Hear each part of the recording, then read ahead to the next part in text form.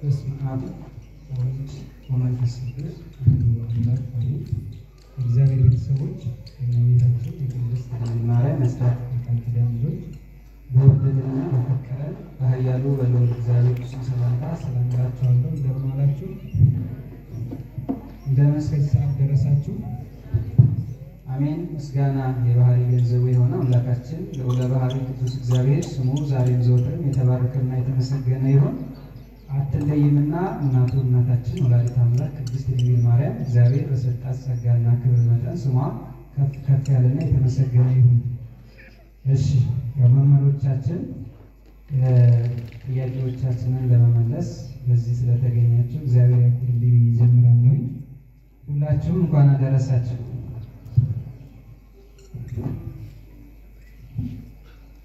ቁጭ ብዬ መጠይቅ ይፈቀድልኛል?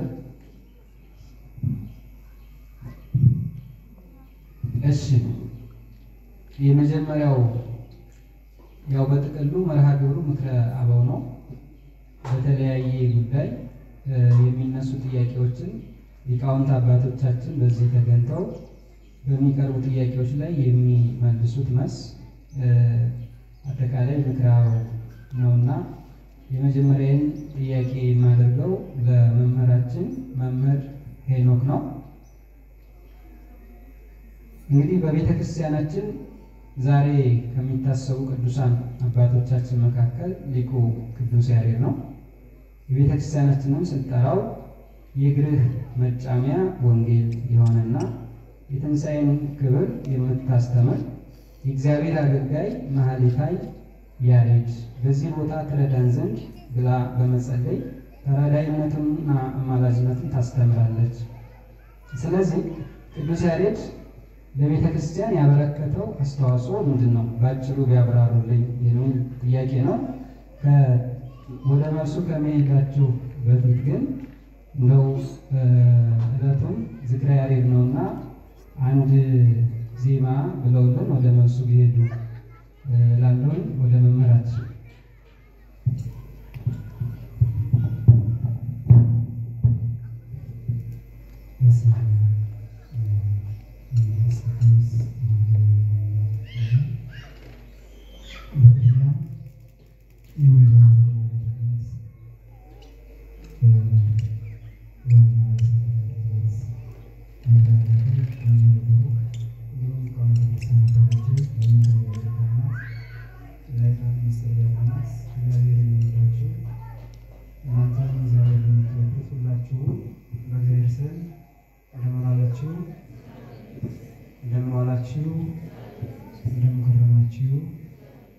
የአባቶቻችን አምላክ እኛም አምላክ ቸሩ አምላካችን ወላዲተ ኢየሱስ ክርስቶስ ይክበር ይመስገን።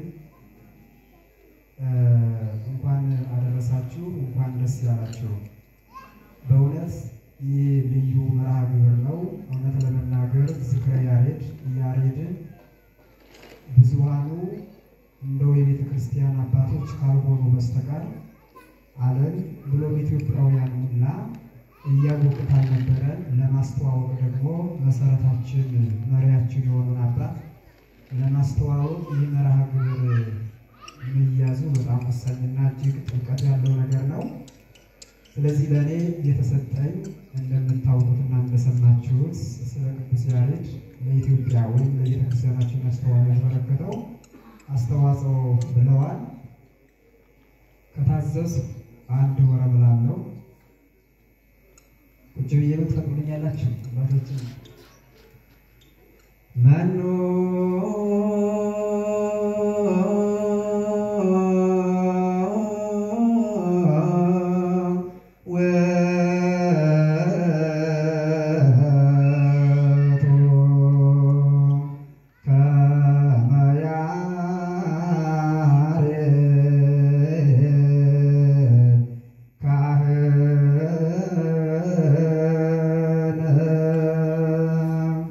Ka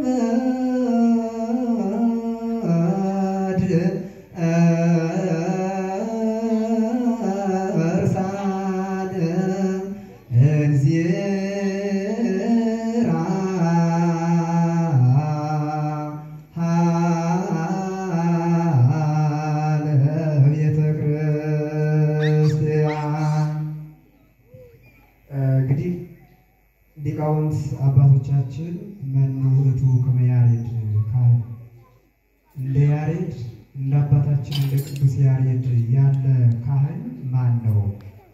አጥንትን የሚያለመልም ጣዕመ ዝማሬው ሰዎችን ሁሉ እንዲሁም ከስራቸው ሁሉ አስትቶ አሳርፎ እሱን እንዲመለከቱት ያደረገ ለሰዎች ብቻ ሳይሆን ለአዕዋፋት ሁሉ መስጦ ሰዎችን ሁሉ ጣዕመ ዝማሬው ያስደሰታቸው እንደ ያሬድ ያለ ካህን ማን ይሆን እያሉ ነው አመስጥረው የተናገሩት ማለት ነው።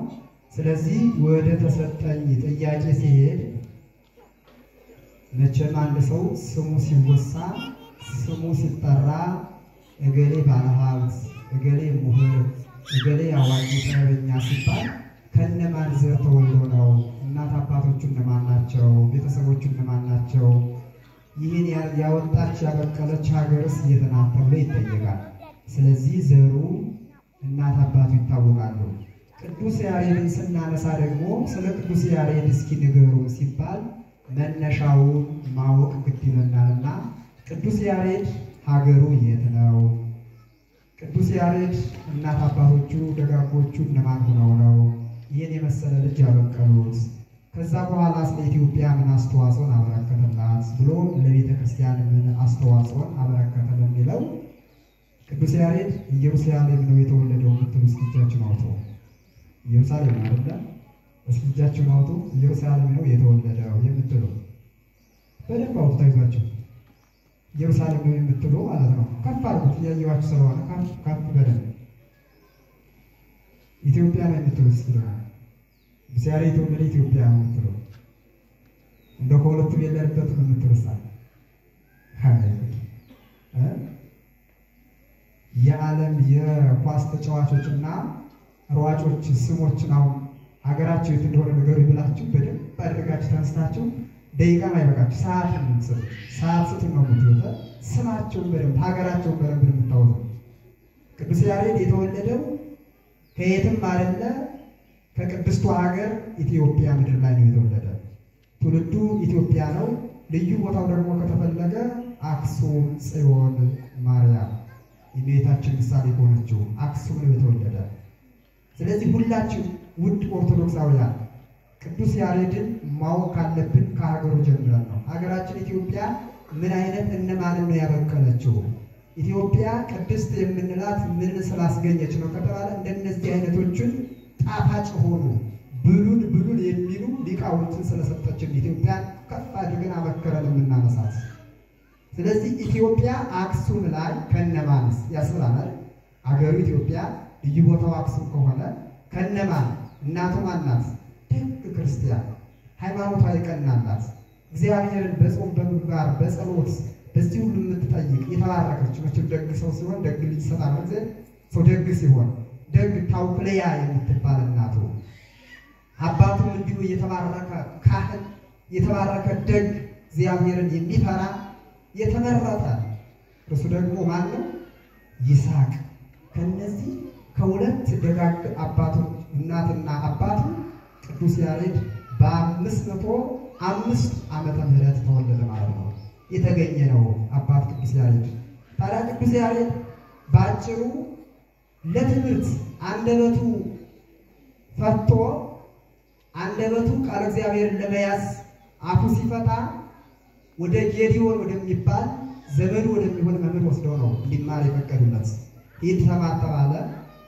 ሄዶ ሲማር አንዳንድ ጊዜ እውነት ለመናገር እግዚአብሔር ወደ ኋላ ጥሩ ነገርን ሊሰጥ ሲፈልግ አስቀድሞ በፊት አንዳንድ ፈተናዎችን ያመጣል፣ አንዳንድ ጭንቀቶችን ያመጣል። ያሬድ በመምህሩ ገብቶ ሲማር ትምህርቶች ሁሉ አልገቡት ብሎ ነበር።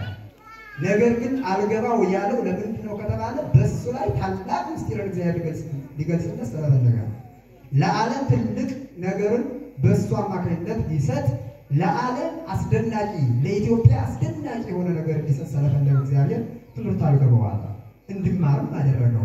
አይበቃም። መምህሩ ጌዲዮን ደግሞ እንደሚታወቀው መምህር የሚወደውን ቆንጠጥ እያደረገ እየገረፈ እየገሰጸ ዛሬ ብትቆነጠጡ አይደለም ተቆንጥጠ ተሰድበን በማራሱ አይደለም ተሰድበን ተገልምጠን በራሱ የምንማር የለም ማለት ወጥተን ነው የምንሄደው። እንደው ስንሾልክ ስንወጣ እንኳን አንታወቅም። ባለማዊ በሉት በቤተክርስቲያን በመንፈሳዊ ትምህርት በሉት የሆነ ግሳጼ ካየ ለምን ነው የምንለው። እኛ ግን ከአባቶች የተገኘ የምንለውን ነገር አናስብም። ያሬድ የተወሰነ ጊዜ ቆየ። ከዛ በኋላ ግን ትምህርቱም ካልገባኝ መምህሬንም ከማስቸግር ለምን አልሄድም ብሎ ወደ እናት አባቱ ቤት ሲሄድ አንድም ወደ ጫካ ወደ በረሃ ልሂድና እግዚአብሔር ልጠይቅ ብሎ ሲሄድ ይላል ከአንድ መንገድ ዳር ሳለ ዛፍ ትልቅ ዛፍ አገኘ።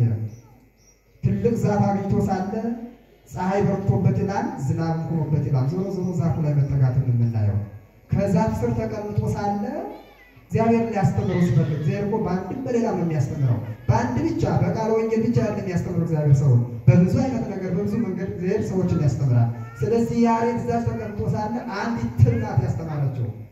በዛፉ ላይ ስትወጣ ወደ ላይ እየወጣች ፍሬ አይታለች። ፍሬውን ለመብላት ነው ትሊቱ እየወጣች ነበረው። ግን እየወደቀች ስትመለስ እየወደቀች 6 ጊዜ እየወደቀች ስትመለስ በሰባተኛው ዘልቃ የዛፉን ወጣ ዛፉ ላይ ያለውን ፍሬውን ስትመገብ ይመለከታል። እንዴ እግዚአብሔር ይችን ተስፋ ሳያስቆርጣት ተስፋ ሳትቆርጥ ይችን ዘልቃ ፍሬውን ለመመገብ ከቻለች እኔ ስለምን ታግሼ ተመልሼ ትግናል ማለት ብሎ ተመልሶ መምህሩን ይቅርታ ጠይቆ ገባል ማለት። ያን ጊዜ በዛች ዕለት ብሉይና ሐዲስ ተገልጾለት አደረ። አያችሁ ብዙ ዓመት ሲለፋ አልገባው ብሎ የነበረው ብዙ ዓመት ትምህርት አልያዘው ብሎ የነበረው እንዳውም አንዳንድ ጊዜ ሰዎች ጓደኞቹ በራሱ ሰግጥ ነበር ይላል። የማይገባ እያሉ በሰው ላይ ክፉ ንግግር መናገር አገው ነበር።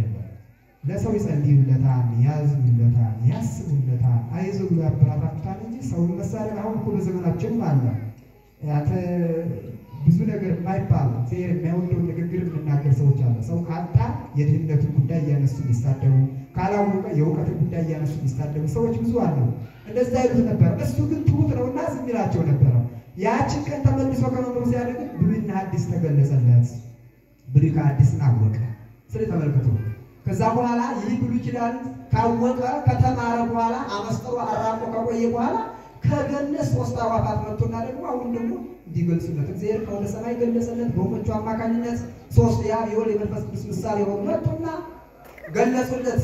ከዛ በኋላ ድጓው 5 ድርሰቶችን ለዓለም ምን አስተዋጽኦ አበረከተ። ከዚህ በኋላ ነው እነዚህንም ሊያደርግ የቻለው ለዓለም ለኢትዮጵያ አስተዋጽኦ ሊያበረክት የቻለው በ505 በዛን ዘመን የነበሩ አፄ ገብረ መስቀል የተባረኩ ፈሪሃ እግዚአብሔር ያላቸው እግዚአብሔርን የሚወዱ ትሁት አባት ነበሩ።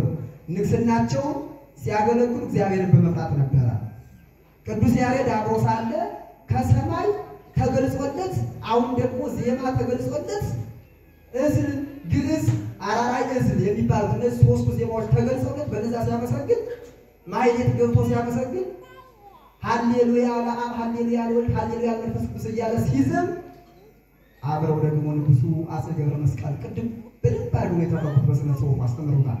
ያን አብሮ ከስር ቅዱስ ያሬድ እያለ በተመስጦ ሲዘምር መቋሚያውን ወደ ሰማይ አድርጎ ወደ ምድር ሲያደርግ እርሳቸው ደግሞ በተመስጦ እውቀቱ እኮ የላቸውም፣ ግን ተመስጦ አያቸው። እኛ ዛሬ አለመሰጥ ቅዳሴ አይመስጠን፣ ማኅሌት አይመስጠን፣ ቃለ ወንጌል አይመስጠን ተቸግረን ያለን ሁላችንም እንዝላልነቱ የበዛው ለምንሰማው፣ ለምናዜመው፣ ለምንማረው፣ ለምናስተምረው ተመስጦ ስለሌለን ነው። ቅዱስ ያሬድ እሱ በተመስጦ ሲዘምር አብ ወልድ መንፈስ ቅዱስ ሲያመሰግን አፄ ገብረ መስቀል ደግሞ አብረው እንደሱ በትረ ሙሴ የሚባለውን አንካሴ አይነት ነገር ያን ይዘው የታቹ ሹል ነው እሳቸው ማብረ የዘማሪ ወደ ሰማይ ወጥተው በተመስጦ ምድር ላይ ሲያደርጉ ቅዱስ ያሬድ ድግር ላይ ትክክል ላይ ነው። ያን ጊዜ ደማ ከወተት ጋር ተገናኝቶ ደማ አልታወቀው። አያችሁ በተመስጦ የሆነ ነገር ምንም ቢደርስባቸው አይታወቅም። በተመስጦ ከሆነ ማለት ነው። ቅዱስ ያሬድ በተመስጦ ስለሆነ የሚያመሰግን ነበር። ይውጋው አይውጋው ምንም ትዛላለው አይታየውም፣ አይሰማውም ነበር። ሲጨርስ ጉንብስ ሲል ደምቷል። እሳቸው አፄ ገብረ መስቀል አይተው አዘኑ። ይሄን ሁሉ መከራ አደረጉብን፣ ስለዚህ ስለወጋው ግን ምን ልክፈልህ አሉት። ቃል ሊገቡልኝ ነው? አዎ። እውነትዎትን ነው? ይማሉልኝ። ቃል ይግቡልኝ በደንብ ገብቼልሃለሁ፣ የፈለግከውን እሰጥሃለሁ። እሳቸው አሁን በቤተ መንግስቱ ዙሪያ የሆነ ነገር ይለኛል፣ እሰጠዋለሁ። ከኔ ጋር የእሱን ዜማ እንዳይለይ ነው የፈለገው። የእሱን ዜማ እየሰማሁ እንድኖር ፈለገ። ፍላጎታችን ነበር። ከዛ በፊት ዜማ የለም፣ የፈለጉት ያን ነበር። ግን መጨረሻ ላይ ቃል ከገቡ ቃል ከባድ ነው፣ ወደ ምነናው ዓለም እንድሄድ ፍቀዱልኝ አላቸው። ተመልከቱ። እኔና እናንተ ብንሆን አሁን ላይ ከቤተ መንግስቱ ክፋይ ስጠኝ፣ የሆነ ገንዘብ ስጠኝ፣ እምከብርበትን ስጠኝ ያለ ምን ነበር? ቅዱስ ያሬድ ግን ምነናውን እፈልጋለሁ ወደ ምነና እንዲሄድ ተከዙ አዘኑ። ነገር ግን ቃል ገብተዋል። ምን ያደርጉ? ባዝን ምተክዝን ቃል ገብቻለሁና በእግዚአብሔር ፊት ነው ቃል የገባሁት ፈቅጃለሁ አሉት። እያዘኑ እያለቀሱ እኮ ነው። ወጣ በዛቸው ሀገር እንግዲህ በሰሜኑ ክፍል በዛው ጀምሮ እየተነሳ ሲሄድ ለመጀመሪያ ጊዜ ከዛ ተነስቶ እየተጓዘ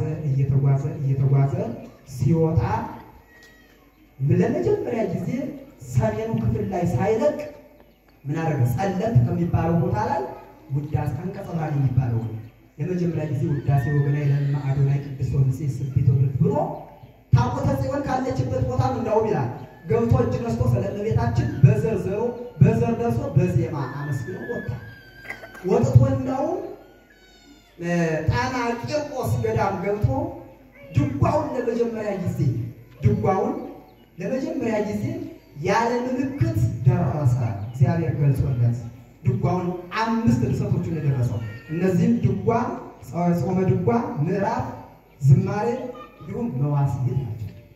ድጓ ማለት ምን ማለት ነው ከተባለ እስትግቡ ማለት ነው፣ የተሰበሰበ ማለት ነው። ድጓ ማለት የተሰበሰበ ለዓለም ያበረከተው አስተዋጽኦ እንግዲህ ይሄ ነው። ለመጀመሪያ ጊዜ ድጓውን ተመልከቱ። እነዚህ 3 ዜማዎች አሉ። ከዛ ድጓውን እንግዲህ ቀጥል ነው ማለት ነው ከሰዓት አንፃር ካልሆነ በስተቀር። ስለዚህ ድጓ የተሰበሰበ ከምን የተሰበሰበ ስለሆነ ነው። ድጓ እስትግቡ የተሰበሰበ ነው ማለት ከምን የተሰበሰበ አስቀድሞ ምንና ምን ተገልጾለት ተብሏል ብለናል። ብሉይ ኪዳንና አዲስ ኪዳንን ተብሏል አይደል? ስለዚህ ከብሉይ ኪዳንና ከአዲስ ኪዳን እያጣቀሰ እያመጣ በዜማ ደረሰው ድጓው ማለት ነው። ስለዚህ በ4 ክፍል ከፍሎ ነው፣ በ4 ዘመን እንደሚታወቀው ማቴዎስ፣ ማርቆስ፣ ሉቃስ፣ ዮሐንስ አለ። በእነዚህም በ4 ክፍል ነው ከፍሎ ያስቀመጠው። በዮሐንስ ጀምሮ በዮሐንስ ነው የሚጨርሰው አይደል? ሊቃውንት በዚህ አለ። በዮሐንስ ይጀምራል፣ በዮሐንስ ይጨርሳል። ለምንድን ነው ድጓውን በዮሐንስ ጀምሮ በዮሐንስ የሚጨርሰው ከተባለ ጥንት ዓለም የተፈጠረ መቼ ነው? መጋቢት 29 ቀን በዕለተ እሑድ ዘመኑ በዘመነ ዮሐንስ ነበር ዓለም የተፈጠረ መጀመሪያ ጊዜ። ስለዚህ ዓለምም የሚያልፈው ደግሞ ዘመኑ በዘመነ ዮሐንስ ዕለቱ ዕለተ እሑድ በ29 ነው። እኛ ዓመተ ምሕረት ተወስኖ ባይቀመጥልን ዓለም የሚያልፈው በዚህ ነው። ስለዚህ ዓለም የተፈጠረበትን ዓለምን የሚያልፍበት ነው በማለት በዮሐንስ ጀምሮ በዮሐንስ ምን አለ? ፈጸመ፣ ጨረሰ። እንዲህ እያደረገ በዚህ ድጓ ላይ ስለ እናታችን ስለ ቅድስት ሳራ ስለ መንፈስ ቅዱስ፣ ስለ እናታችን ስለ ቅድስት ድንግል ማርያም፣ ስለ ጻድቃን፣ ስለ ሰማዕታት፣ ስለ ደናግል፣ ስለ ሐዋርያት አስፍቶ የተናገረ አባት ነው። ድጓ ይሄን የያዘ ነው። አባቶቻችን የድጓ ባለሙያዎች በደንብ እየተመሰጡ ነው የሚናገሩ። ሁለተኛ ጾመ ድጓ ነው። ይሄ ደግሞ ጾመ ድጓው እንግዲህ በአብይ ጾም ውስጥ የሚደረስ በአብይ ጾም ውስጥ እግዚአብሔርን የምናመሰግንበት ነው። ከዘወረደ ጀምሮ እስከ ሰሙነ ሕማማት ድረስ ያለውን በተለይ በዚህ በጾመ ድጓ ውስጥ ንጹህ ጾመ ወናፍቅር ቢጸናል ጾምን እንጾም፣ ጓደኛችንን እንውደድ፣ ወናግር ለስጋና ስጋችንን እናስገዛው እያለ የሚናገር ስለ ጾም፣ ስለ ጸሎት፣ ስለ ምጽዋት፣ ስለ ስግደት ተመልከቱ። ጾም ተፈውስ ቁስለ ነፍስ ወታጸምን ሁሉ በተወታተ ዘስጋ። እነሆ ጾም የነፍስን ቁስል ትፈውሳለች፣ የስጋን ፍላጎት ሁሉ ታስወግዳለች እያለ በጾመ ድጓው የተናገረው ነው። ስለዚህ በዚህ በአብይ ጾም ውስጥ የሚባል ቃል ነው። ሌላው ምዕራፍ ነው። ምዕራፍ ማለት ማረፊያ ማለት ነው። ተመልከቱ። ይሄ ምዕራፍ ማለት እያዜመ የሚያርፍበት ደስ እየተሰኘ ራሱ ማለት የሚያርፍበት ነው። ይህን ደግሞ ለዓለም ያበረከተን አባታችን ነው። አራተኛው ከሰዓት አንፃር ዝማሬ ነው። ዝማሬ ምስጋና ማለት ነው። ይህ ዝማሬ ስለ ክርስቶስ ስጋና ደም ከሰማይ ስለወረደው ከሰማይ የወረደው ከድንግል የተወለደው ስጋውን ቆርሶ እንደሰጠን ደሙን አፍስሶ እንደሰጠን የሚናገር ቃል ነው ዝማሬ የሚባለው ማለት ነው።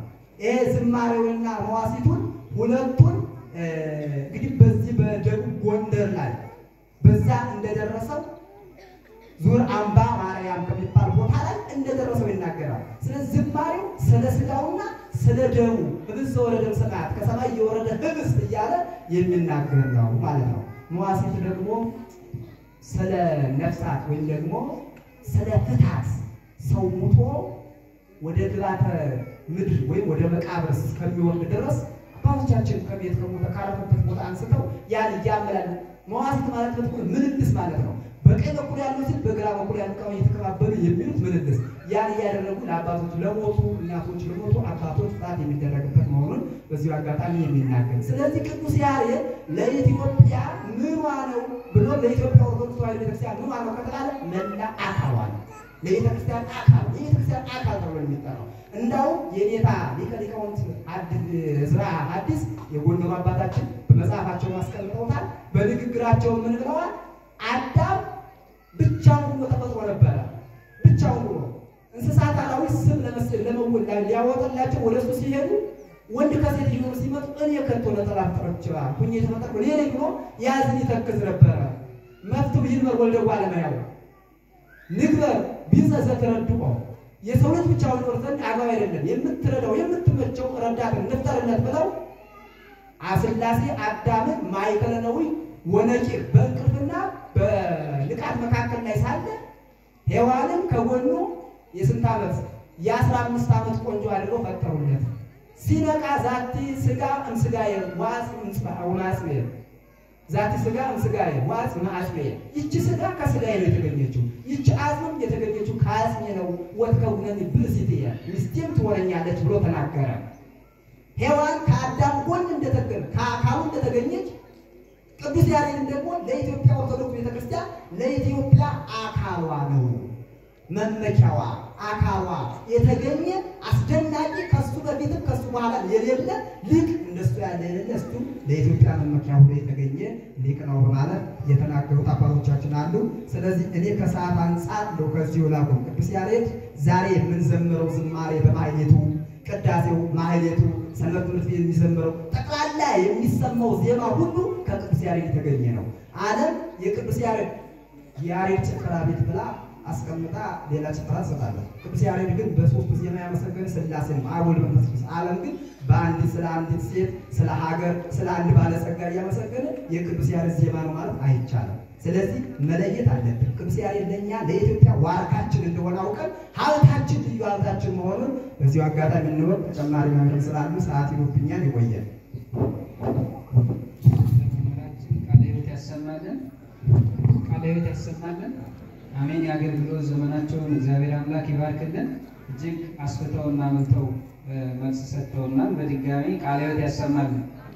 እሺ፣ ካለን ሰዓት አንጻር ምናልባት ቀጣዮቹ ጥያቄዎች የሚመልሱልን መምህራኖቻችን ሰዓት መገደብ አስፈላጊ ሆኖ በመገኘቱ ለሚጠየቁ ጥያቄዎች በአምስት ደቂቃ ወስደው መልስ ሰጡና ማለት ነው። የመጀመሪያም ስለሆነ ነው። ቀጣዩ ጥያቄ ለመምህራችን ዲያቆን ብሩክ ተስፋዬ ይሆናል የማቀርበው። እንግዲህ አባ ጊዮርጊስ ዘጋስጫ እመቤታችንን ሲያመሰግን የዓለም ሁሉ ቤዛ የምትሆኚ ንዕድ ክብርት ድንግል ማርያም ሆይ የሚጣፍጠውን ስምሽን በማሰብ ደስ ይለናል፣ ጡም በሆነው በማኅፀንሽ ፍሬም ሐሴት እናደርጋለን ይላል።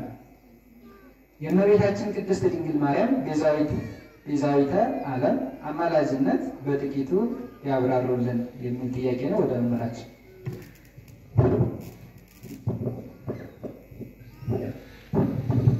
እሺ፣ እግዚአብሔር ስም እንደምን ዋላችሁ። የቸርነት ባለቤት አምላካችን ስሙ የተመሰገነ ይሁን። ለመምህራችን ቃለ ሕይወት ያሰማልን። ያው ይጨምራል ያሉበት ምክንያት ገብቷችኋል። ብዙ ተናግረው ስለ ቅዱስ ያሬድ ጥቂት እንደተናገሩ ስለተሰማቸው ነው። እውነትም ነው፣ የሚጨመር ነገር ስላለ ሳይሆን ብዙ ሊባልለት የሚችል የቤተክርስቲያናችን ውበት የሆነ አባት ስለሆነ በዛ ነው። በድጋሚ ቃለ ሕይወት ያሰማልን። ቀጥታ የምንሄደው ሰዓትን ለመጠቀም ቤዛና ምልጃ እመቤታችን ቤዛ ስለመባሏና ስለ አማላጅነቷ በመጽሐፍ ቅዱስና በቤተ ክርስቲያን ትምህርት ምን ይባላል የሚለውን አጠር ባለ መረጃ እንመለከታለን። በመጽሐፍ ቅዱስ ወይም ደግሞ በኦርቶዶክሳዊ የነገረ መለኮት ትምህርት ቃላት በቁማቸው የሚሰጡት ትርጉም ብቻ ሳይሆን ቃላት እንደሚገቡበት አውድ የሚተላለፍባቸው ትምህርትና መልእክት ወሳኝነት አለው። አንድ ቃል በቁሙ የሚፈታበት አፈታት እንደሚገባበት አውድ የሚተላለፍበት ትምህርት በዛው ልክ ይወሰናል። ስለዚህ ኦርቶዶክሳዊ ቤተክርስቲያናችን በአስተምህሯ ከቃላት የዘለሉ ጥልቅ የሆኑ ትምህርቶችን በቃላት ታስተላልፋለች። በቃላት ትርጉም ብቻ የተወሰነ ትምህርት የላትም።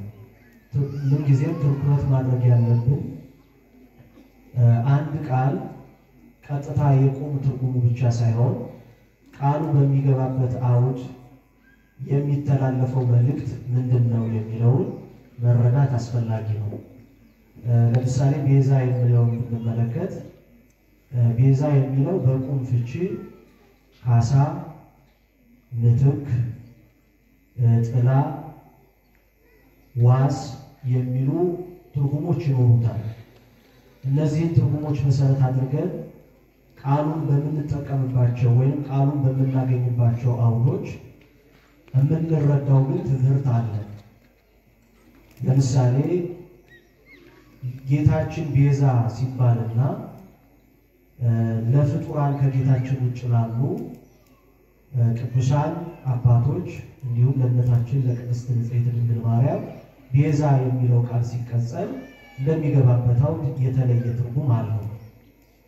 ይሄ እንደው በመጽሐፍ ቅዱስ ወሳኝ በሆኑ ቃላት እንመልከት። ለምሳሌ አምላክ መባል፣ ብርሃን መባል፣ መድኃኒት መባል ለእግዚአብሔር የተገባው ሆኗል። የባህሪው ሆኖ እግዚአብሔር በባህሪው አምላክ የሚለውን ገዥነቱን ፍጥረታትን አስገኝቶ በፍጥረት ላይ የሰለጠነ አምላክ መሆኑን ስሉጥ መሆኑን በፍጥረቱ ላይ ለመግለጽ የባህሪ ገዥ በባህሪው የሰለጠነ መሆኑን ለመግለጽ እግዚአብሔርን አምላክ እንለዋለን። ገዢ፣ ስሉጥ፣ ኃያል ስንል አሁን በመጽሐፍ ቅዱስ ትምህርት ይህ አምላክ የሚለው ለእግዚአብሔር የተሰጠው ስም ለፍጡራንም ደግሞ መጠሪያ ሆኖ እናገኘዋለን። ይህንን ፍጡራን ሲጠሩበት ወይም ለፍጡራን ተሰጥቶ ስናገኝ ቀጥታ ለእግዚአብሔር በፈታንበት ፍቺ ወስደን አንፈታም። ለምሳሌ መጽሐፍ ቅዱስ ላይ ጌታችን መድኃኔዓለም ኢየሱስ ክርስቶስ የዮሐንስ ወንጌል ምዕራፍ 10 ቁጥር 35 ላይ መጽሐፉ ሊሻር አይችልምና አይሁዳውያንን ነው እንደዚህ የሚላቸው እነዚያን የእግዚአብሔር ቃል የመጣላቸውን አማልክት ካላቸው። የማን ቃል የመጣላቸው? የእግዚአብሔርን ቃል የመጣላቸውን መጽሐፉ አማልክት ካላቸው ይላል ጌታችን። መጽሐፍ ብሎ ስለጠቀሰ መዝሙረኛው ቅዱስ ዳዊት መዝሙር 82 ላይ እኔ ግን አማልክት ናችሁ ሁላችሁም የልዑል ልጆች ናችሁ ብሎ ከትንቢቱ ቃል ጋር አያይዘውት ነው። ስለ ተልእኮ መልአክ ይባላል። ስለ ሹመታቸው ሰዎች በመጽሐፍ ቅዱስ መልአክ ተብለዋል። ለምሳሌ የዮሐንስ ራእይ አንብቡት። የመጀመሪያዎቹን 3 ምዕራፎች አንብቡ። ለኤፌሶን ቤተክርስቲያን መልአክ እንዲህ ብለህ ጻፍ። ቀጥታ መልአክ ብሎ ሰዎች ስለ ሹመታቸው መልአክ ይባላሉ። ይሄ ማለት ግን ረቂቃን መናፍስት ናቸው ማለት አይደለም። ሰዎች ስለ ንጽሕናቸው፣ ስለ ተልኳቸው፣ ስለ ሹመታቸው መልአክ የሚለው ስም ተጠርተውበታል። አይ መላእክት ተጠርተውበታልና በባህሪያቸው የተነሳ ለሰዎች ሊቀጥል አይገባም ሊባል አይችልም። ቤዛም የሚለው ቃል ጌታ ተነግሮበታል፣ ጌታ ተገልጾበታልና ፍጡራን የእርሱ የሆኑ ቅዱሳን ሊነገሩበት አይችሉም ሊባል አይችልም። ቅዱሳት መጻሕፍት እንደዚህ ስለማያስተምሩ ማስተዋል ያለብን ጌታችንን ቤዛ ስንል ምን እያለ ነው? የማቴዎስ ወንጌል ምዕራፍ 20 ቁጥር 28 ላይ እንዲሁም የሰው ልጅ ሊያገለግል ነፍሱን ለብዙዎች ቤዛ ሊሰጥ እንጂ እንዲያገለግሉት አልመጣም ብሎና ጌታችን ኢየሱስ ክርስቶስን ቤዛ ስንል የእርሱ ቤዛነት ከደሙና ከሞቱ ጋር ለዓለም ሁሉ ኃጢአት ስርየት ከመሆኑ ጋር ቀጥታ የተገናኘ። በደንብ አስተውሉ።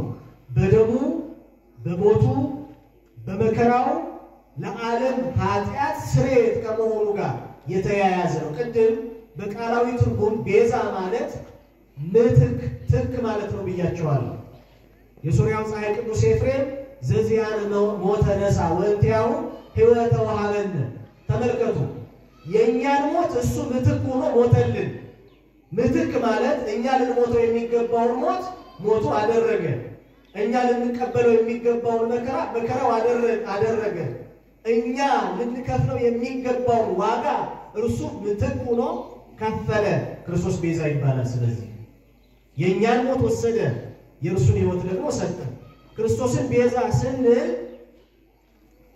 በኃጢአታችንና በበደላችን ሙታን ከመሆናችን የተነሳ በእኛ ላይ ሊሆን የሚገባውን ሕማሙ መከራው ሞታችንን ሞቱ ማድረጉን ቤዛ ብለን እንጠራዋለን በቤዛነቱ ደግሞ ለዓለም ሁሉ ኃጢአት ስርየትን ሰጥቷል መጥምቁ ቅዱስ ዮሐንስ ሲናገር የዓለሙን ሁሉ ኃጢአት የሚያስተሰርይ የእግዚአብሔር በግ ሊቁ አባ ጊዮርጊስ ዘጋስጫ እርሱ ፍጹም ሰው ሆኗልና ሊቀ ካህናት ሰዋኢ እንለዋለን ራሱ መስዋዕት አድርጎ አቅርቧልና በቀጥታ በግ ተብሎ ተጠርቷል በግ መባሉ ራሱን መስዋዕት አድርጎ ያቀረበ ሊቀ ካህናት ስለመሆኑ እንጂ በባህሪው በግ ሆኖ አይደለም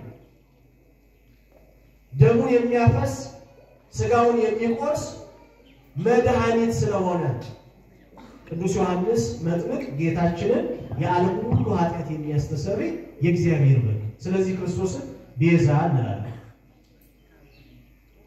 እመቤታችን ደግሞ ለምንድን ነው ቤዛ የምንልበት ምክንያት ካልን ክርስቶስ ቀዳማዊ አዳም ለመጀመሪያው ለጥንተ ተፈጥሯችን ራሳችን ለጥንተ ውድቀታችን መነሻችን እንደሆነ ሁሉ ዳግማዊ አዳም ክርስቶስ ለአዲስ ተፈጥሯችን ራሳችን ለድነታችን ደግሞ መሰረታችን ነው በዚህ አንፃር ልክ የመጀመሪያው አዳም the last version of አዳም ተብሎ ክርስቶስ ዳግማዊ አዳም እንደሚባል በሮሜ መልእክቱ ሐዋርያው ቅዱስ ጳውሎስ ምዕራፍ 5 ላይ እንደገለጸው በመጀመሪያው ሰው ሞት በሁለተኛው ግን ሕይወት ሆኗል እንዳለ ልክ በመጀመሪያይቱ ሴት ሔዋን አንፃር እመቤታችን ድንግል ማርያም ምትክ ተብላ ትጠራለች እንዴት የሰው ልጅ በመጀመሪያይቱ ሔዋን የስህተት የዲያብሎስን ስብከት በመስማቷ የተነሳ ለጸጋው መገፈፍ በጆሮዋ የሰማችው ስህተት ለጥፋቱ ለውድቀቱ ለሞቱ ምክንያት ሆኗል ከጽልመት መልእክተኛው ከሰይጣን የሐሰት ስብከት ሰምታ የመጀመሪያይቱ ሔዋን ለፍጥረት ሁሉ ሞት ምክንያት የሆነው ስህተት አምጥታለች ኃጢአት በር አግኝቶ ወደ ዓለም እንዲገባ ሔዋን ጆሮዋን ከፍታ ለሰይጣን የስህተት ስብከት ተዳርጋለች ልክ በዚህ አንፃር ብርሃናዊው መልአክ ቅዱስ ገብርኤል ለእውነተኛ ብስራት ከሰማየ ሰማያት ተልኮ ሰማያትን ሰንጥቆ ሲወርድ ትክ የሆነቻት የእውነተኛውን መልአክ ብስራት ዜና ጆሮዋን ከፍታ በመስማት ለጥፋቷ ለሔዋን ካሳ የሆነቻት ድንግል ማርያም ነች የመጀመሪያይቱ ሔዋን በመስማቷ ወደ ዓለም ጥፋትን ዳግሚት ሔዋን ድንግል ማርያም የእውነተኛውን መልአክ የቅዱስ ገብርኤልን ዜና በመስማቷ ወደ ዓለም ሕይወት ክርስቶስ እንዲገባ አንቀጽ ሆናለች አንቀጸ ብርሃን እንላታለን በመጀመሪያይቱ ሔዋን ሞት ወደ ዓለም ይገባ ዘንድ በር አገኘ በዳግሚት ሔዋን በድንግል ማርያም አማካኝነት ወደ ዓለም ሕይወትና ትንሣኤ የሆነው ክርስቶስ መግቢያ በር አገኘ ለቀዳሚት ሔዋን ምትኳ ማለች ማለት ነው እመቤታችን ቅድስት ድንግል ማርያም ሆናለች ማለት ነው ስለዚህ ቃላት ገብተው የሚሰጡት ትርጉም ሰፊ ሀተታ በቤተ ክርስቲያናችን በሰፊ ይነገራል ይታያል እንጂ በቃላት ጠበን ሊነገር የሚገባውን ነገር አይነገርም ልንል አንችልም ሰዓት ለመጠቀም ይህንን ካል በቤዛነት ይበቃል መስማት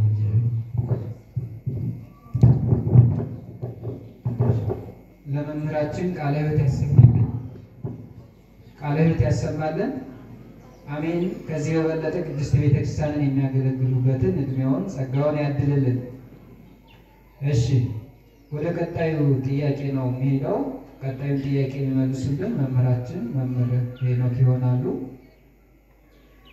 በሥርዓተ ቅዳሴ ላይ ዲያቆኑ በዜማ ወደ ምስራቅ ተመልከቱ በማለት ለምእመናን በዜማ ያውጃል። ዲያቆኑ ወደ ምስራቅ ተመልከቱ ሲባል ምን ማለት ነው? ዲያቆኑስ ምን እንድናደርግ ነው ያዘዘን የሚል ጥያቄ ነው። ወደ መመራችን እሺ በድጋሚ እንደምቆያችሁ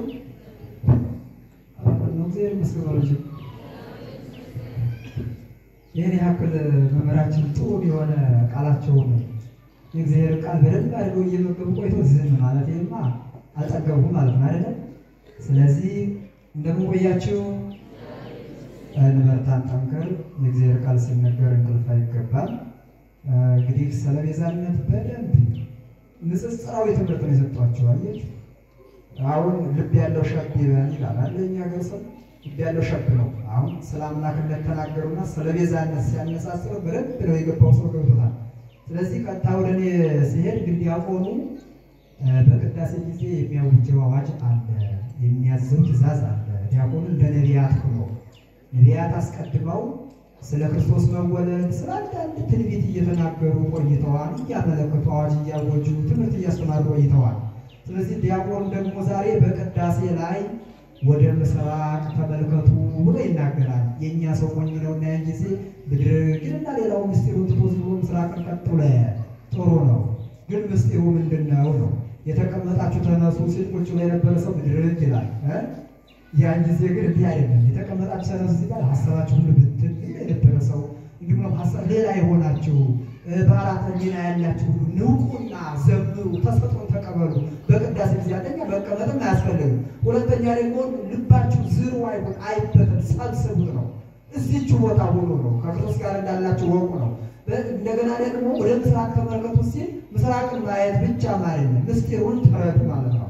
ታዲያ ምንድነው ከተባለ ወደ ምስራቅ ተመልከቱ ሲል ብዙ ምስጢር አለው። እስከ 12 ድረስ የሚሰጠው ትርጉም አለ። ግን አንድ ሁለቱን ካየነ ከሰዓት አንፃር ይበቃናል። ለመጀመሪያ ጊዜ መድኃኒዓለም ክርስቶስ 22 ስነ ፍጥረት ፈጥሯል። ከ22 ስነ ፍጥረት መካከል የመጀመሪያው 8ኛው ፍጥረት ምን ነበረ? ብርሃን ነው አይደለ? ስለዚህ ከብርሃን አስቀድሞ ግን መላእክትን ፈጥሯቸው ነበር። መላእክትን ፈጥሮ ምን አላቸው ነው የሚለው? ተሰውሯቸው አይደል? ያን ጊዜ እርስ በርሳቸው የት መጣ? እነሱን ፈጥሮ የመላእክት ሁሉ አለቃ አድርጎ ማን አስቀምጦት ነበር? ሳጥናኤልን አስቀምጦት ነበር አለቃ አድርጎ። ያን ጊዜ ሳጥናኤል እግዚአብሔር ከነሱ ስለተሰወራቸው እንቅልፍ ይፈጥሮ ለአዳም የአምር ግብሮ አዳምን ከመፍጠሩ አስቀድሞ የሚሰራው ስራ ሁሉ እንደሚያደርግ ያውቅ ነበር። የእነዚህንም የመላእክትንም ከነሱ መካከል ማን እንደሚስት ያውቃል። ግን እያወቀ ተሰወራቸው። ያን ጊዜ ሳጥናኤል ወደ ሰማይ ወደ ታች ወደዛ ማየ እኔ ነኝ አነ ወጡ ፈጣሪ አነ ገባር ወደ ግቡራ እኔ ለነዚህ ስሪቶች ሰሪያቸው እኔ ነኝ፣ ለነዚህ ፍጡራን ፈጣሪያቸው እኔ ነኝ ብሎ የክህደትን ቃል አነሳ። ያን ጊዜ ወደ ምድር ተመልክቶ እነሱን ይህን ቃል ሲናገር እሱን የመሰሉ ብዙ ነበሩ። ሲከፋፈሉ ለቅዱስ ገብርኤል ንቁም በህላው የመስከነ አምሮ ለአምላክነ አምላካችን እስከምናውቅ ድረስ እስከምናገኝ ድረስ ባለበት እንስማ ሲል ሌሎቹ ሳጥናኤልን ሲመስሉ፣ ግማሾቹ ቅዱስ ገብርኤልን ሲመስሉ የሰሙት ፍጥረት ፈጽሞ ሳይላቸው ሳያጠፋቸው ሳያስታቸው ልበላቸው ልገለጸላቸው ብሎ በብርሃን መልኩ ብርሃንን በስተ ምስራቅ በኩል ምን አደረገላቸው? ገለጸላቸው። በብርሃን አማካኝነት እሱ ተገለጸላቸው ይላል። ስለዚህ ከክህደት ግማሾቹ አዳናቸው እሱ ራሱ። ያን ተመልከቱ። ቀድሞ ጥንት ግማሾቹ ሲስቱ፣ ሌሎቹ ደግሞ ተገልጾ ይህንን ቃል እንዳበሰራቸው ይህንን ተመልከቱ ማለት ነው። ሁለተኛ በዚህ ምድር 5 ዓለማተ መሬት የሚባሉ አሉ። ከ5ቱ ዓለማተ መሬት አንደኛው ማን ነው? ገነት ናት። ገነት በየት በኩል ትገኛለች ከተባለ በስተ ምስራቅ በኩል ትገኛለች። በስተ ምስራቅ በኩል ገነት እንዴት ብላ ትቀመጣለች? እግዚአብሔር ባወቀ ከሰማይ ዝቅ ከምድር ደግሞ ምን አድርጎ ከፍ አድርጎ ያስቀምጣታል። እሱ ባወቀ ምድር ናት የምትገኘው በስተ ምስራቅ በኩል። ስለዚህ በዚች በስተ ምስራቅ በኩል ጥንት የተፈጠረ አዳም ቦታው ርስቱ አድርጎ ይቀመጥባት ነበር፣ ይኖርባት ነበር። ነገር ግን በሳጥናኤል በዚህ በዲያብሎስ አሳሳችነት ከገነት ተባረረ። ጌታችን መድኃኔ ዓለም ኢየሱስ ክርስቶስ ደግሞ መጣና አዳምን ሆኖ ተሰቅሎ ሙቶ ወደ ገነት መለሰ። የገቡባት ገብተውባታል።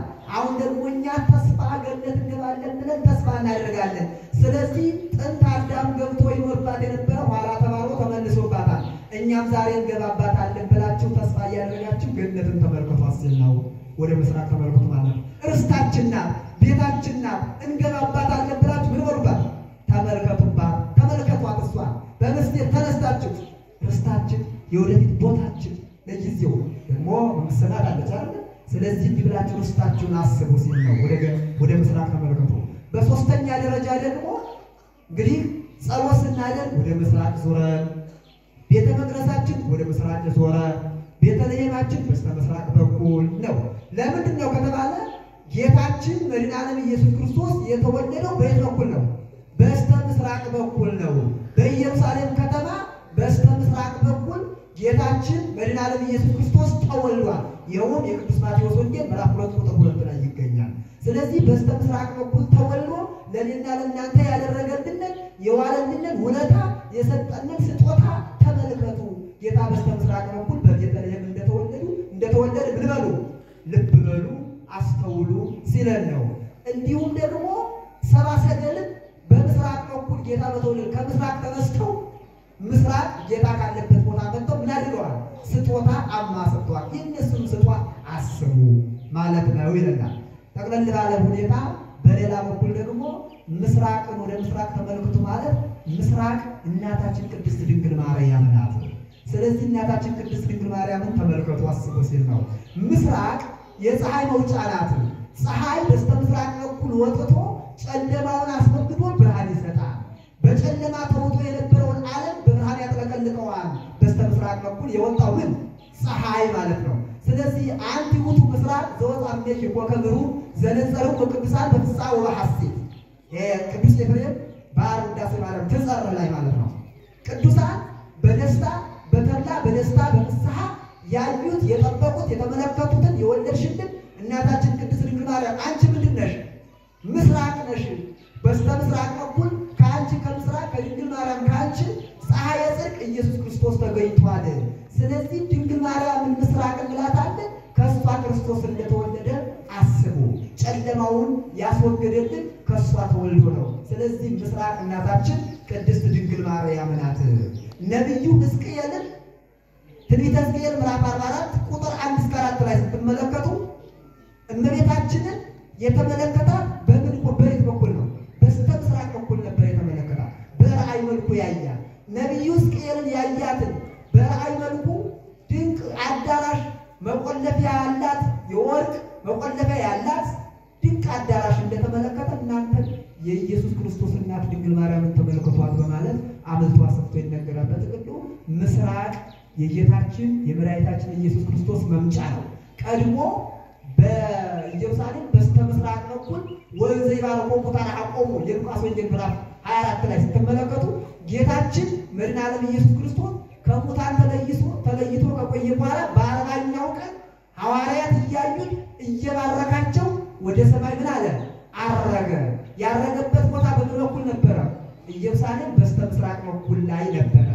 ያረገበቱን በስተ ምስራቅ እንዳረገ እያያችሁ ዳግምም የሚመጣው በስተ ምስራቅ መሆኑን አስባችሁ ዘምሩ ለእግዚአብሔር ዘዐርገ ውስተ ሰማይ ሰማይ ዘመንገለ ሰማይ ቅዱስ ዳዊት በስተ ምስራቅ በኩል እንዳረገ በስተ ምስራቅ በኩል ደግሞ ጌታችን መድኃኒታችን ኢየሱስ ክርስቶስ ይመጣል። እናንተ ምስራቅ የሚለውን ምስጢሩን እየተረዳችሁ ከቆያችሁ ክርስቶስ እናንተን ወደ መንግሥተ ሰማያት ያስገባችኋል ማለት ነው። ይቆያል። ለመምህራችን ቃለ ሕይወት ያሰማልን፣ ቃለ ሕይወት ያሰማልን። አሜን። የአገልግሎት ዘመናቸውን እግዚአብሔር አምላክ ይባርክልን። እሺ፣ ያው ከሰዓት አንጻር የመጨረሻ ጥያቄ ነው ማድረገው። የመጨረሻውን ጥያቄ የሚመልሱልን መምህራችን ዲያቆን ብሩክ ይሆናሉ። እንግዲህ በቤተ ክርስቲያናችን የክርስትና አባትና የክርስትና እናት አስፈላጊነታቸው ወይም ዓላማው ምንድን ነው? ምዕመናንስ የክርስትና አባት ወይም የክርስትና እናት ለመሆን ምንስ ማሟላት አለባቸው የሚል ጥያቄ ነው። ወደ መምህራችን።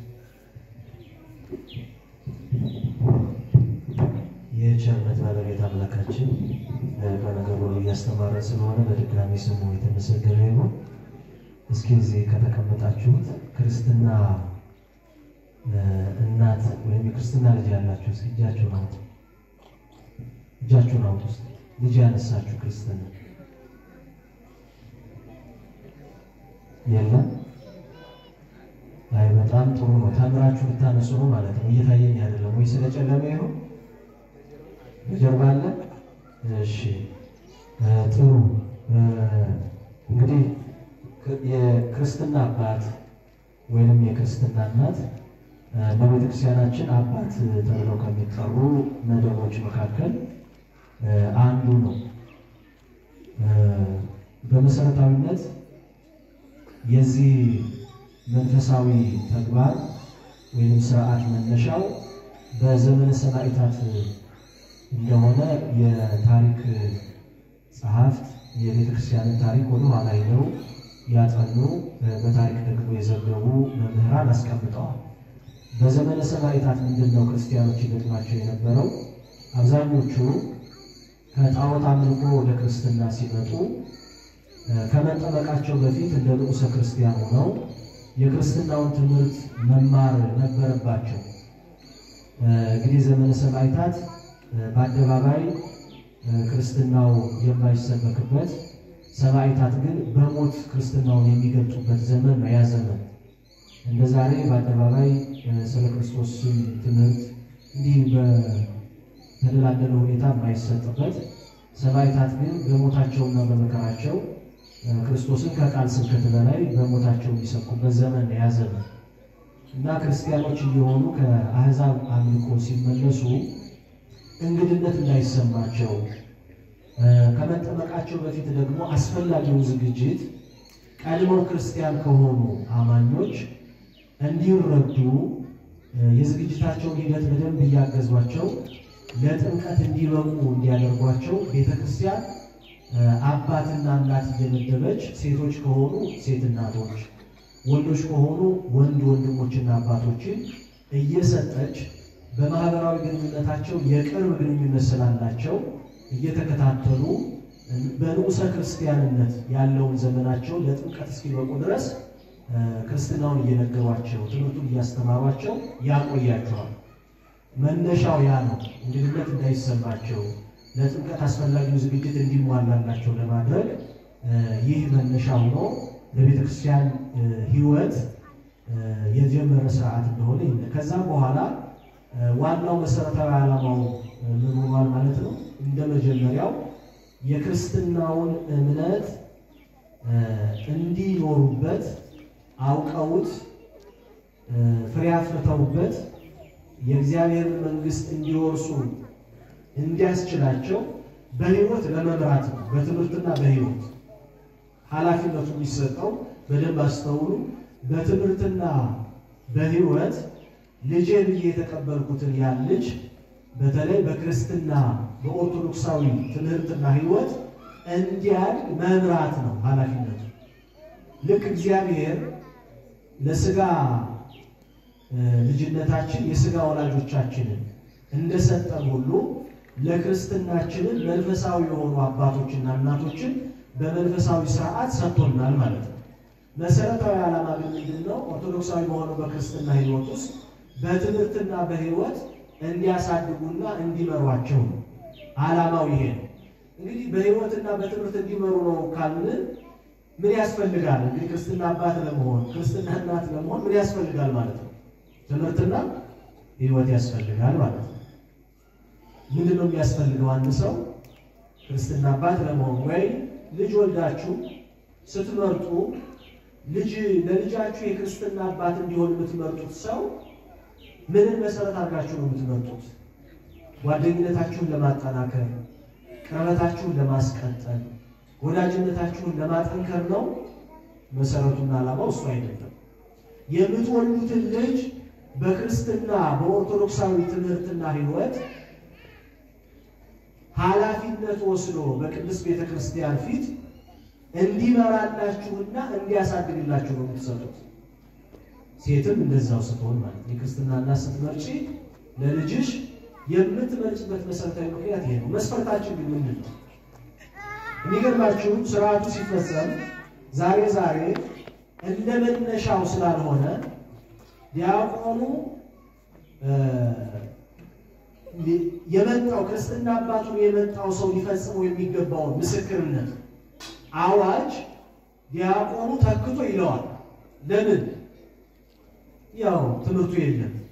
ለምሳሌ እንደ ክርስትና ጸሎተ ሃይማኖት፣ አንቀጸ ሃይማኖት፣ የሃይማኖታችን አዋጅ ሁልጊዜ ጸሎት በምናደርግበት ጊዜ ሁሉ እንድንለው ስርዓት አለ በቤተክርስቲያናችን። ጸሎት የሚያደርግ የትኛው ክርስቲያን ከጸሎቱ ክፍሎች መካከል አንዱ ጸሎተ ሃይማኖት ነው።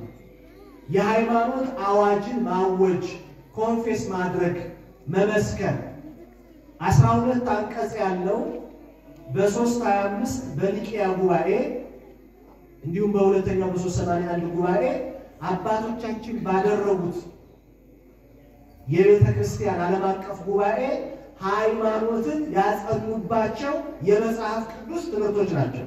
12ቱም አንቀጾች ምን ከሚለው ጀምሮ ሁሉን በፈጠረ አንድ አምላክ በሚሆን በእግዚአብሔር አብ ሰማይና ምድርን የሚታየውና የማይታየውን በፈጠረ እናምናለን ከሚለው ጀምሮ ወንሴፎ ትንሣኤ ሙታን ወሕይወተ ዘይመጽእ ለዓለመ ዓለም የሙታንን መነሳት የሚመጣውንም ሕይወት ተስፋ እናደርጋለን እስከሚለው አንቀጽ ድረስ የምናውጀውን አዋጅ ደግሞ ወይም ደግማ ነው እናት ወይም አባት ምትሆን ምን ማለት ነው?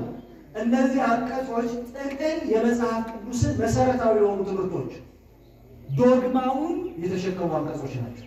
አምስቱን አዕማደ ምስጢራት ምስጢረ ሥላሴ፣ ምስጢረ ሥጋዌ፣ ምስጢረ ጥምቀትን፣ ምስጢረ ቁርባንን፣ ምስጢረ ትንሣኤ ሙታንን አምስቱን መሰረታዊ የመጽሐፍ ቅዱስ የዶግማ ትምህርቶች ያገመሩ የተሸከሙ አንቀጾች ናቸው። ይህን ያወቀ ሰው ነው አባት የሚሆነው ወይም እናት የምትሆነው። ካልሆነ ዳቦ ለመጥወስ ልብስ ገዝቶ ለማልበስ ከሆነ እናት አባቱ ብቻ እነሱ እናት አባቱ እሱን ለማድረግማ እኮ ተሹመዋል። እናት አባቱ ነው ተሹመዋል። ዳቦ ለመጥወስ ልብስ ለማልበስ ከሆነ ለዛ አይደለም ዓላማው፣ ለማስተማር ነው። ስለዚህ ምን ያስፈልጋል ካላችሁ ይሄን ጠንቅቆ መማር፣ ይሄን ጠንቅቆ ማወቅ ያስፈልጋል። ይሄን ያወቀ ሰው ይሄን ያስተምረው ነው በቅድስት ቤተ ክርስቲያን ፊት ቃል ገብቶ በቤተ ክርስቲያን ፊት አባት ይሆነዋል። ቃል ገብታ በቤተ ክርስቲያን ፊት እናት ትሆነዋለች። ዛሬስ ትምህርቱ አለ። ይሄ ምስክርነት መስክረን ነው አባት ይሆን ያለ ነው። ለልጆቻችን የክርስትና አባት እናት ስንመርጥስ በምን መስፈርት ነው የምንመርጠው? ዓላማውን የሳተ ይመስላል። ዝም ብሎ እንደው ጥሩ ባልንጀርነትን ጥሩ ለማድረግ መልካም ባልንጀርነትን ለማጠናከር ተብሎ የሚፈጸም እየሆነ መጥቷል። አልፎ አልፎ ደግሞ ጭራሽ ይሄን ሲጠፋ እንደው ለታቦት መስጠት ስርዓት አይደለም። መጽሐፋችን ላይ ልጅን ወልዶ ለታቦት መስጠት የሚል ስርዓት የለም። በታቦት ስም አይሰየምም። በነገራችን ላይ ያው ከስርዓቱ ፈቀቅ እያልን ማህበራዊ ግንኙነቱን ከበድ ሲለን አይንዲ ከሆነማ ብለን የዳቦና የእንጀራው ጉዳይ ሳይንተስ ለታቦት ስጥት በታ አባቱ ማለት ሲባል ለከሌ ታቦት ይሰጠው የሚል ስርዓት የለም። መሰረቱም አይደለም፣ ስርዓትም አይደለም። ይሄንን በደንብ ማስተዋል ያስፈልጋል። ለሰው ነው የሚሰጠው። ለምን አይነት ሰው? የሃይማኖት ትምህርትን ለተማረ በምግባር በሃይማኖት አንጾ ለሚመራ ለሱ እናትነት አባትነት በቅድስት ቤተክርስቲያን ፊት ይሰጣል ማለት ነው። ይሄ ነው መሰረቱ። ምክንያቱም ይቆያል። መምህራችን ቃለ ሕይወት ያሰማልን። አሜን። የአገልግሎት ዘመኑን እግዚአብሔር አምላክ ይባርክልን። እሺ፣ ያው ከሰዓት አንፃር ጥያቄዎቻችንን ለዛሬ ጨርሰናል ማለት ነው። ለሁለቱም መምህራኖቻችን እግዚአብሔር አምላክ ቃለ ሕይወትን ያሰማልን። አሜን። ከዚህ በበለጠ ቅድስት ቤተክርስቲያንን የሚያገለግሉበትን እድሜውን ከጤና ጋር እግዚአብሔር አምላክ ያድልልን። እሺ፣ እግዚአብሔር ይስጥልን። መርሃ ግብራችንን ያው የምክረ አበው ወይም የጥያቄና መልስ ሰዓታችንን እዚህ ላይ እናቆማለን ማለት ነው። ወደ ሌላው መርሃ ግብር እንቀጥላለን። እግዚአብሔር ይስጥልን።